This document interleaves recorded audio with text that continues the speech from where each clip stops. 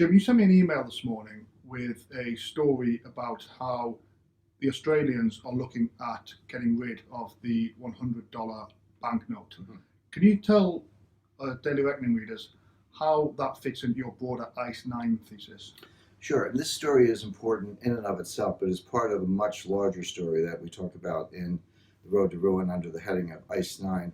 ICE9 is just a reference to Kurt Vonnegut's Cat's Cradle novel from the early 60s, but it refers to, and the novel was about freezing all the water on Earth and basically freezing the planet and ending life. It was a doomsday machine.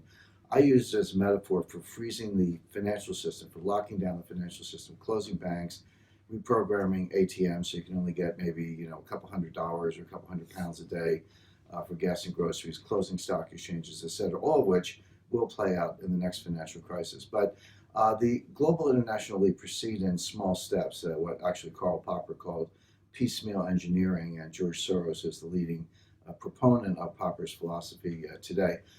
So if you want to have negative interest rates, which is basically stealing savers' money, put £100,000 in your bank account, come back a year later, you only have £99,000 because the bank has taken £1,000 as a 1% negative interest rate. Instead of paying you interest, they take the money away. If you want to do that, you have to get rid of cash, because the very simple remedy to negative interest rates is take your money out of the bank, have it in cash, put it in a safe place. A year later, you've still got your £100,000. The person in the bank only has 99. So you have to eliminate cash. And this is being done not just in Australia. The proposal in Australia that he referred to is to eliminate the $100 note from the Reserve Bank of Australia. We've already seen it in Europe. They've eliminated the €500 note. There are calls in the United States by Larry Summers and others to eliminate the $100 bill.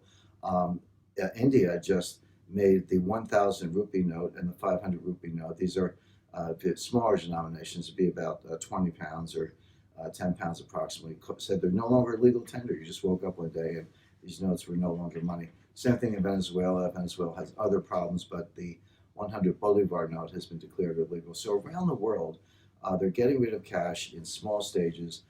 My advice to investors is to get some of your cash into gold, physical gold, put it to one side, put it in a safe place. That's non-digital, can't be hacked, can't be subjected to negative interest rates. But it's all part of this broader thesis to lock down and freeze the financial system that we discuss in my new book, The Road to Ruin. So we've been discussing this here in Berlin with colleagues from Agora around the world, and this is, as you've just said, very much an international phenomenon, isn't it? So people in Britain, they're as exposed to this as anyone. Yeah, I think it's foolish to think that anyone's exempt.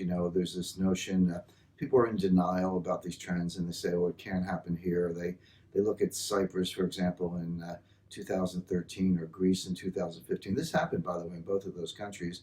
The banks were shut, the ATMs were turned off.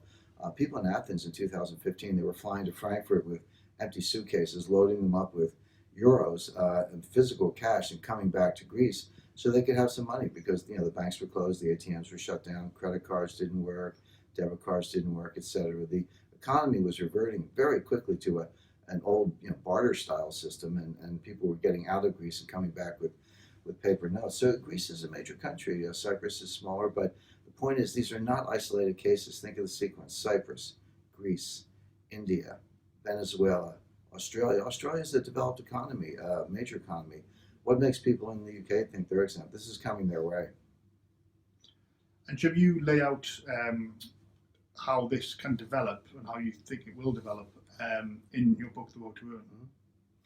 I do, because the war on cash will lead quickly to the war on gold. That's why I advise people to get gold, while they still can. A lot of people say, price of gold's been going down, or it fluctuates, or it's volatile, and I want to make money in the stock market. It's all well and good, but when this financial lockdown happens, when the financial crisis happens, it will happen very quickly. And people say, I'll sell my stocks and go out and get gold. But you might find the stock market's down 30%, 40% in the blink of an eye. You might find the physical gold is unavailable. The dealers are back ordered. The mints are back ordered. The place you thought you might be able to get it, suddenly it's unavailable. It's prudent to actually look ahead and do some of these things in advance. And it's not just the war on cash and the war on gold. It's global tax schemes. It's preparation for actually locking down the financial system. None of this is hypothesized or made up or futuristic. It's all happening today. These laws are being passed, these regulations are being put in place, preparations are being made.